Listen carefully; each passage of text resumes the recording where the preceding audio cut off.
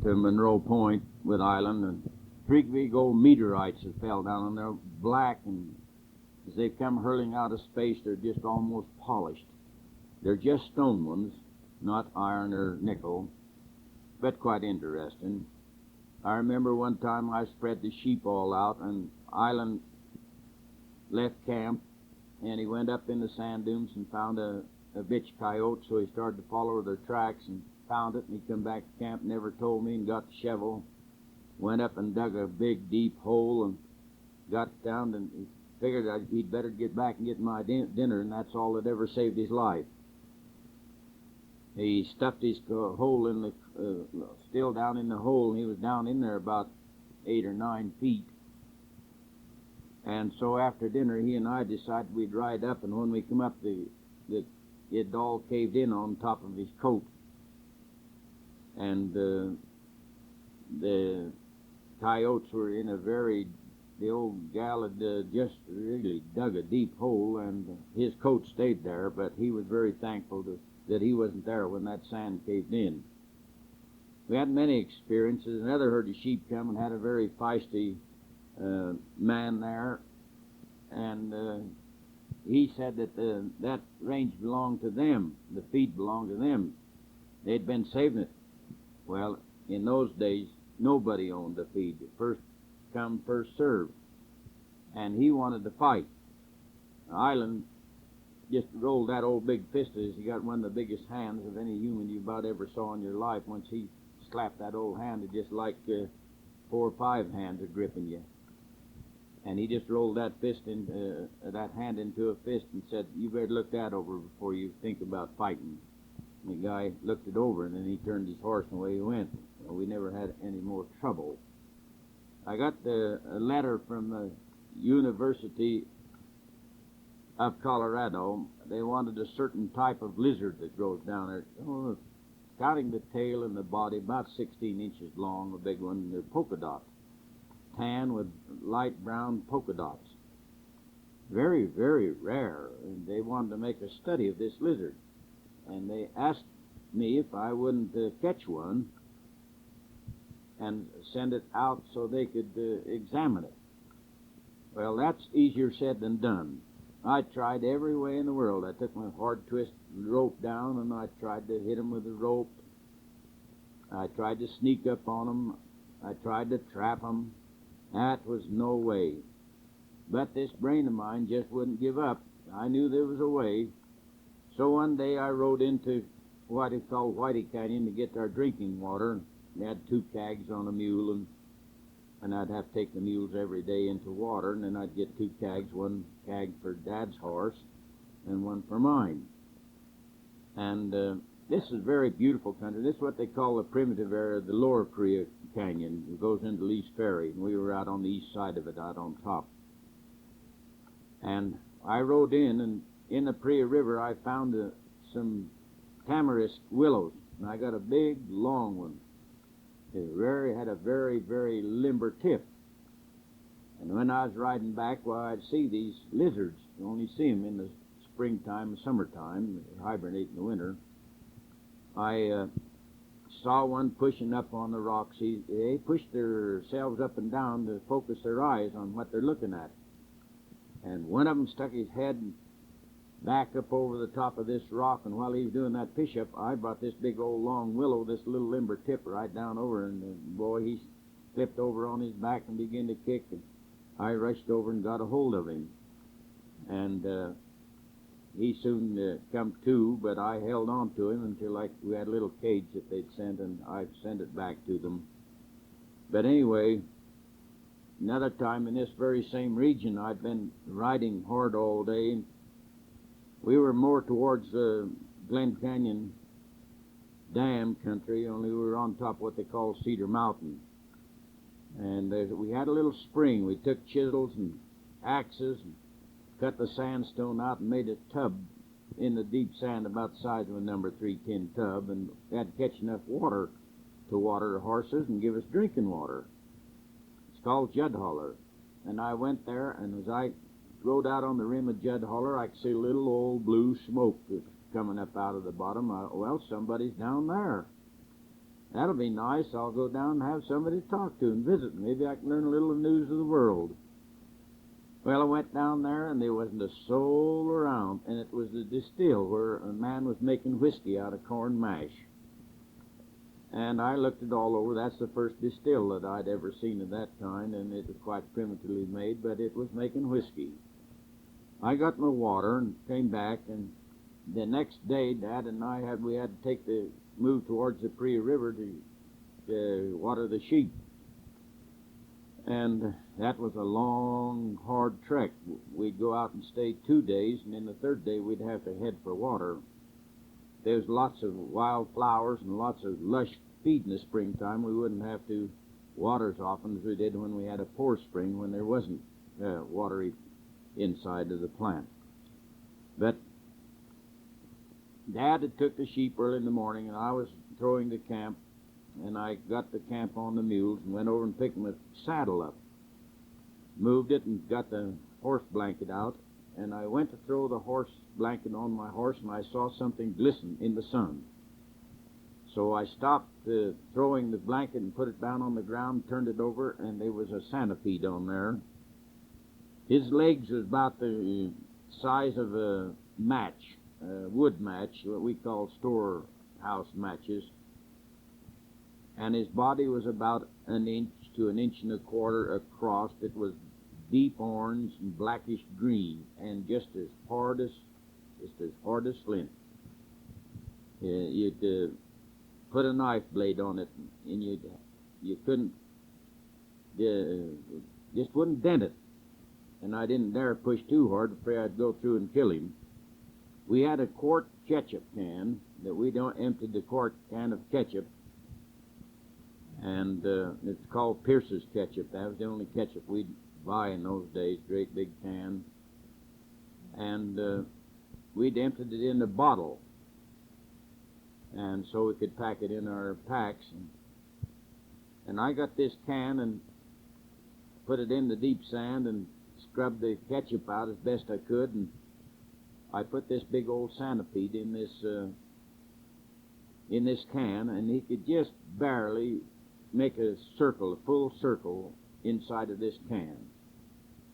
And I took him down and showed him to Dad. We had no way of preserving, no alcohol or anything like that to preserve him. And Dad said, well, I've never seen anything like that as long as I live, and I don't suppose I ever will again. He said, that's the biggest centipede that I ever heard of or saw. And it's the biggest one that I've ever heard or saw in my entire life. It was a large animal, very ferocious looking, and so I turned it loose.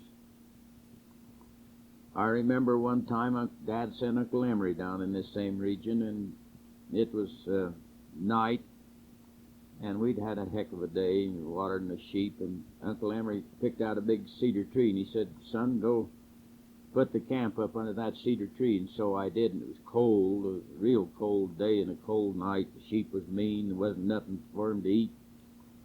They was tired of eating brush, and which they'd eat all winter. Well, sir, we come into camp. I chopped some nice cedar wood and built a fire, and we had to spread some tarps down over the sand, so we had a pretty good clean floor, and we got supper. We started eating supper, and all at once scorpions just come out by the hundreds. The ground got warm, and they come out and began to hunt for something to eat. Well, we started killing scorpions. And Uncle Emery said, we've got to get out of here. We've got to get out of here. So we got up and tore that camp down and took it up in an old bare place in the bare sand where the cows had rested and laid down and left a lot of manure under this big old tree, and the scorpions had moved in there and laid a lot of eggs, and we shook the quilts. We hunted for scorpions and everything, and we got out of that mess, but we sure moved camp the next morning, I tell you, in a hurry. Well, little things like that. Dad and I moved the sheep into what they call Adairville, and we found a grave there, and in this grave was a little old, we dug the sand away, it was a little old round rock like, and it had carved on it by somebody that loved somebody, said Annie P. Goodrich. Died in 1876. And so we fixed a grave up and hauled some cobblestone and built a mound of cobblestone so that everybody would know that there was a grave there. I presume there was other graves there, because Adairville was the first place that the Saints moved when they moved on to Priya. That was the first old ghost town. And I learned all of the names by the early pioneers, like Monroe Pasture, named after Monroe Clark. That'd be older brother to Wilford Clark. And there was East Clark Cove and West Clark Cove, and the Kaibab Mountain means tall timber laying down, home of the deer. And the Coxcomb, or the Great Kaibab Fault Line. The old Priya town is spelled P-A-R-I-A on the map. That's absolutely wrong. It's P-A-H-R-E-A-H. The pioneers knew how to spell it, but the scientific people come through with their ways of doing things and not looking into the truth. They give it a prefabricated name, which is absolutely wrong. Prairie means water muddy and home of the deer. And there was Death Valley. A herd of cattle came in from Panguitch, and they carved a trail into Hackberry, a hard sand rock trail, and thought they had a bonanza and had about 250 head of cattle in there. A cow went down and drank a lot of water and had a heart attack, or slipped and fell and died on the trail. The rest of the cattle wouldn't go over a dead body, and when the people come down to see how their cows were doing later on, they were all dead. That's how it got its name of Death Valley. And there's a place out there called Candy Flat.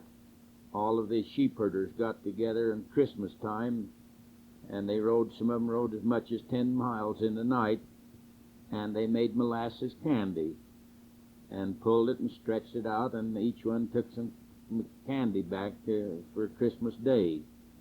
And that's called Candy Flat. There's another place down there called Johnson's Trap. John H. Johnson had quite a temper, and the sheep come to a deep wash. Well, he got mad at them and set the dog on them and forced them to go across this wash, and they got to going so fast that the weaker ones got underneath, and they built a bridge. And first thing he knew, he had a bridge of dead sheep in the wash, and the stronger sheep was going over the bridge, and he lost a tremendous lot of sheep. And that made him repent, I'll tell you, in a hurry.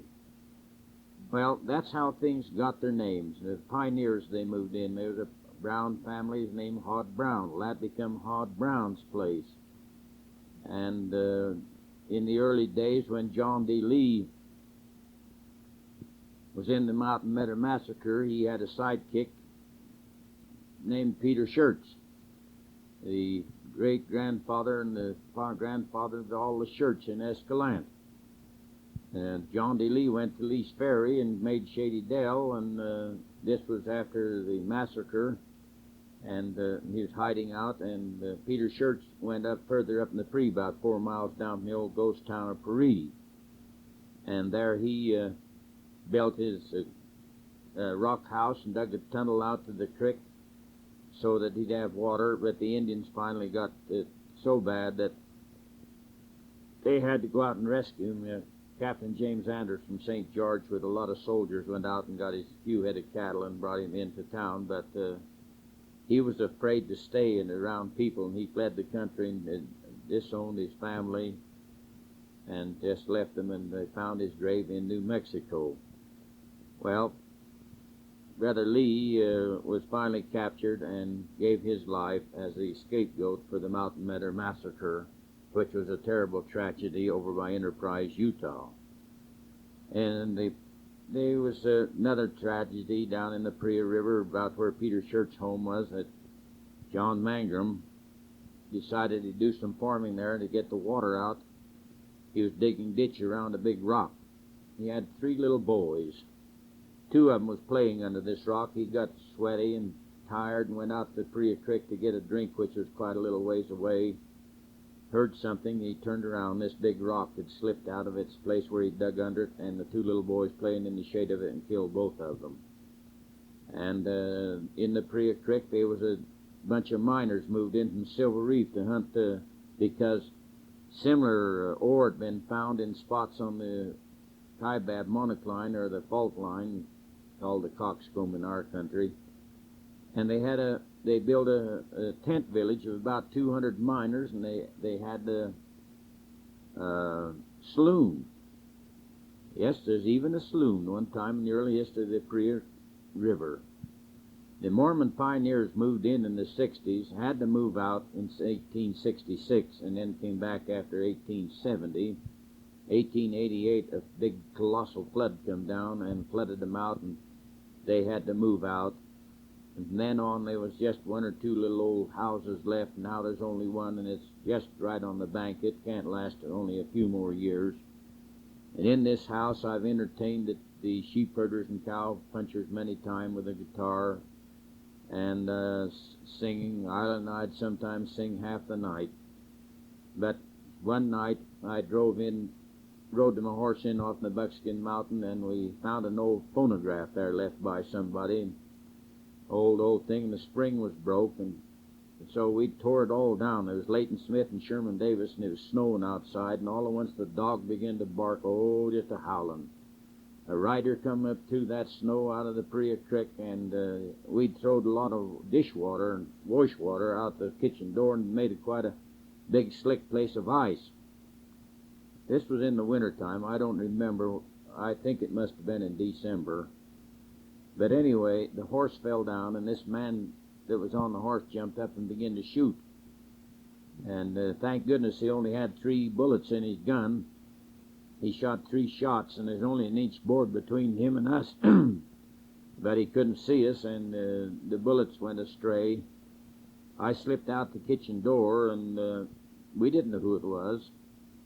And he couldn't stand upon this ice, but he still had this gun and still clicking it. They didn't have any more bullets in it. And he's drunk, and he couldn't stand upon this ice, and he kept falling down. And I got around behind him and grabbed the arm that had the gun in and wrestled him and took the gun away from him. And I guess I was about as mean as I ever tried to handle a man. I could smell the old raw, rank liquor on his breath. His name was Ivan Ford. We got him inside, and the irony of this little story is the darn bottle of whiskey never did break. It was in the saddle pocket. It never did break. When we found the horse, why, he wanted his bottle, and when we got inside, why, Leighton Smith and Sherman Davis never had anything to do with him, and he wouldn't let them have a drink. He said they was the one that took the gun away from him, and it was me. He'd offer me a drink, but of course none of us would drink, and we had to spend an awful night. He wouldn't go to sleep. He just kept us riled up all night long. Early in the morning, Sherman and I got up and left with the stars still shining and rode for Cannonville and Tropic. Well, there's thousands of stories to tell as I grew up with a sheep camp. But I guess the secrets and the beautiful sonnets and poetry of Mother Nature become the most beautiful things in my life. To see the wild flowers of spring push their little green hands up to the sand, reaching for the strength to grow, and I knew beyond a shadow of doubt, if nature was working with them, that they would blossom and beautify the land. I studied all of the rodents and all of the lizards, many kinds of lizards, and the snakes. How many times I had close encounters with rattlesnakes. And one time I rode into camp, I told Ilan to put the camp at a certain place, because I'd rode by there, and somebody did. This was where there's no wood, no trees, down in the desert in the springtime. Somebody left a lot of wood already chopped, and I said, there's enough wood there. When I rode up to camp to get my dinner, why, Ilan was stooped around, sitting on his heels and looking at something, and I could see a bottle in front of me. As he got this wood out, the sand, where the sand had blowed into it, why, there was a big centipede and a big scorpion. So he put them into the bottle, and they squared off just like two boxers and went at it. And he was a-watching that just at the same time I rode up. Well, the centipede overpowered the scorpion and stung it to death. I guess what they do is their venom's in their mouth. They don't have a stinger like the scorpion. And this was my schoolhouse in the raw. Mother Nature was teaching me all these things, and it was just funny. The most beautiful thing that you could possibly imagine. Can you imagine riding along and finding an old mama badger with her little young, the cutest little things on the face of the earth, and how in her fierce motherhood to protect her young, she even attacked my horse, and I had to even move the horse out of her ferocious ways. And she was just beside herself. And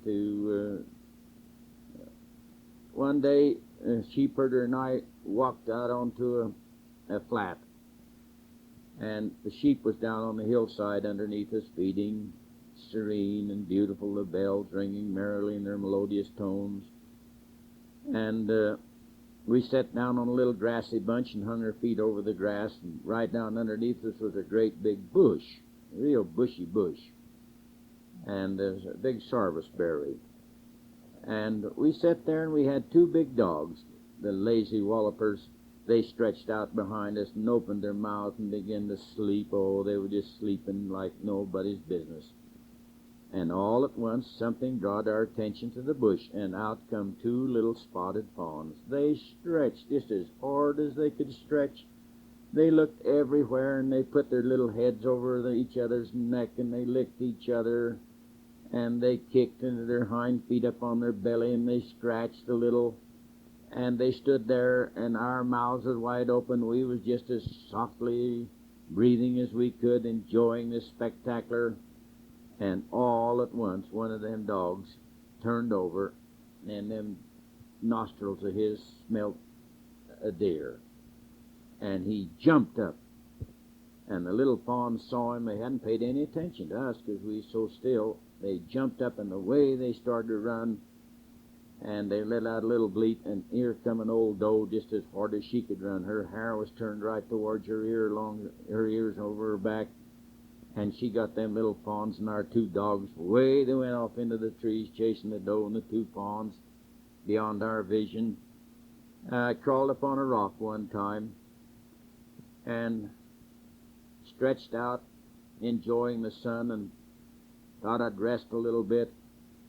All at once I heard some noise. There's a lot of big willows and a meandering little brook right down underneath me. And I was on this old big rock, which was about 10 or 15 feet high, big old lava black rock. I crawled over carefully and looked down over the edge, and there was a great big old buck. Oh, he had big antlers, and several does, and they were drinking. And there I was right above them, and they never did know that I was in the land of living. I just enjoyed that feast and fed my soul watching those deer. Oh, so many, many, many beautiful things have happened in my life, and some things that I regret.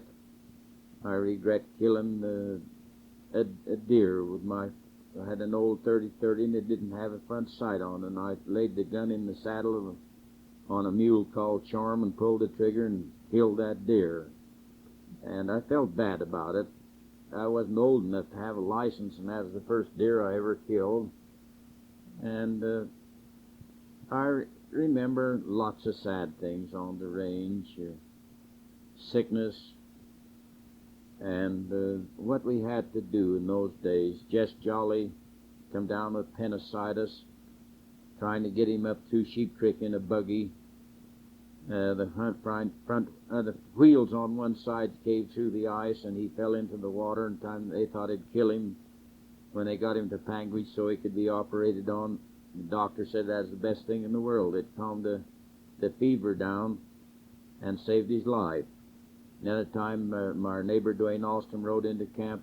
He'd got trench mouth, and he was about ready to die, and we got him out, sent him he had to go clear up to Provo and be operated on to save his life. Herman swapped down in Kanab was building fence one day, and he come into our camp and said, "Something's terrible on my back." And Dad looked at his back, and he said, "I picked my shirt up 2 or 3 days before that and throwed it over my back and began to button it up, and something bit me." Well, he took his shirt off, and he had a big centipede. And his centipede had bit him several places on the back, and they had to take him and scrape his shoulders to get the infection. They had to scrape his shoulders clear to the bone. And we had tragedies like that on the range at all times. But as far as health is concerned, a cold was just void. We never had a cold. We could fight snow all day long, come into camp, soaking wet, hang our clothes up in the ridge pole on the tent, and let them steam and dry out, and go to it all day the next day. And horses would fall with us and almost cripple us. We'd moan and cripple around, but we'd always get over it. And I guess many things, Dad, if we got fog and terrible storms, why Dad would never trust Ilan to go any place because he'd get lost faster than we could find him. And he'd always have to send me. I remember he sent me one time into Death Valley to find Ben Cope, who was supposed to bring some lambs we've been feeding. We called them dogies. And he got lost in this storm, and I finally found him, and he had a big old 16-foot bed tarp, 8 feet wide, 16 ounce, and yet he'd been so sloppy in putting it on his pack animal that his bedding was just wringing wet. This was a terrible sleet storm, and I knew about 4 miles away was a goat camp, Just Jolly, so I went there to get out of the cold, and had to just build fire all night and sleep beside of the stove. Ben crawled in bed with Jess, had a little 2-man bed. But Jess had went out and gathered snow water and cooked some rice for us. And the first mouthful of rice that I put in my mouth, I couldn't swallow it. I kept chewing and chewing and chewing and chewing, and I knew I had something that didn't belong there, and so he turned his head, and I pulled it out of my mouth, and I had a wad of goat hair in my mouth. Well, that was a very hard meal to get rid of. Well, these things happen, and I remember catching coyotes. I had a dog called Silver. He had whitish blue eyes, and I went into Death Valley one time in the biggest bobcat track. I thought it must be a lynx, which it was. Where it come from, I'll never know. It migrated into there. I tracked him and tracked him. One day I found where his outhouse was under a cedar tree, and I dropped a set in the traps. About 2 weeks I went down, and he was right in the top of the tree with his trap, and it had some claws on it, the trap on the chain, and he got caught.